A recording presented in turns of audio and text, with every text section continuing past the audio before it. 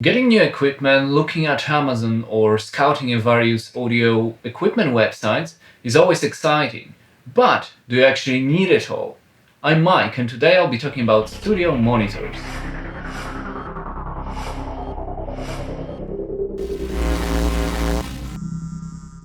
Hi, I'm Mike Migas, producer of true crime podcast Casefile and Casefile Presents shows.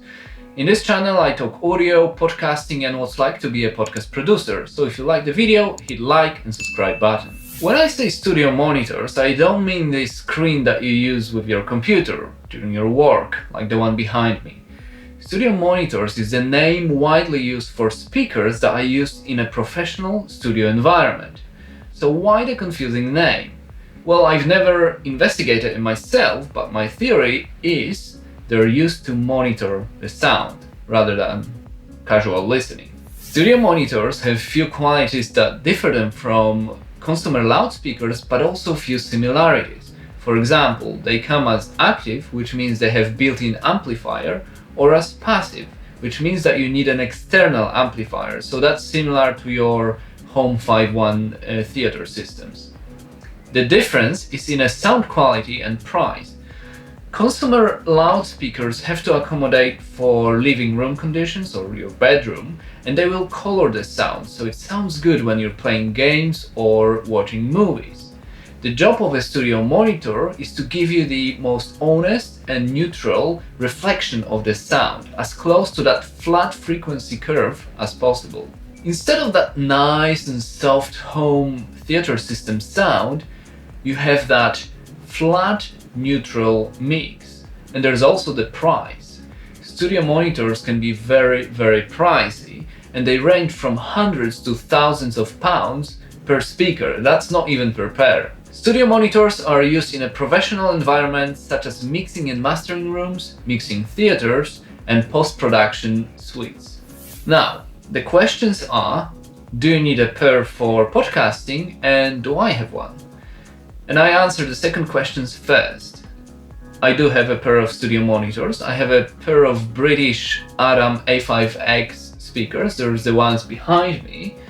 And I've had them for about 10 years now. I had to replace one speaker after it blown. They're not the most expensive on the market, but I liked them because they're very detailed, they're very crisp, and that's due to their ribbon tweeter, which is a high frequency membrane. Let's go back to the first question. Do you need a pair of studio monitors when podcasting? In my opinion, I don't think you do, especially at the beginning of your journey, and there are a couple of reasons for that. First, it's kind of unnecessary expense, and you could direct these funds into a good quality headphones or a good quality microphone, especially if you're working in a home environment. And the second, studio monitors will give you the better quality of sound than consumer loudspeakers, but if you're not working in a professionally acoustically treated studio, then some of the gains go out of the window. And that's my biggest point. Studio monitors work great in a professional studio. If you use them in a normal room, in a room like this, then the sound will be changed anyway. There'll be standing waves, there'll be low frequencies lingering about, early reflections, stuff like that. Or I don't know if you can hear, it's raining now. This room is not isolated.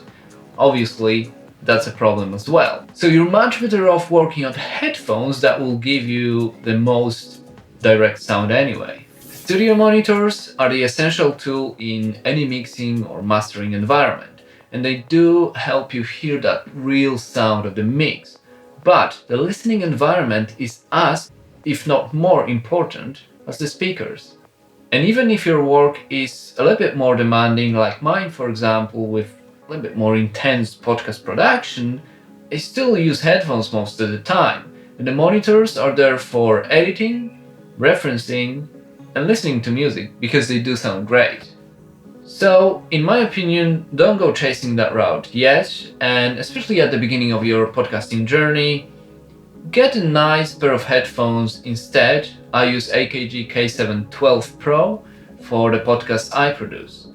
And when you get to the stage that you either think you need studio monitors or you just want studio monitors, There's also an issue of choosing the right ones. But that's the subject for another time. Do you agree with what I just said, or do you think it's all rubbish? Let me know in the comments below.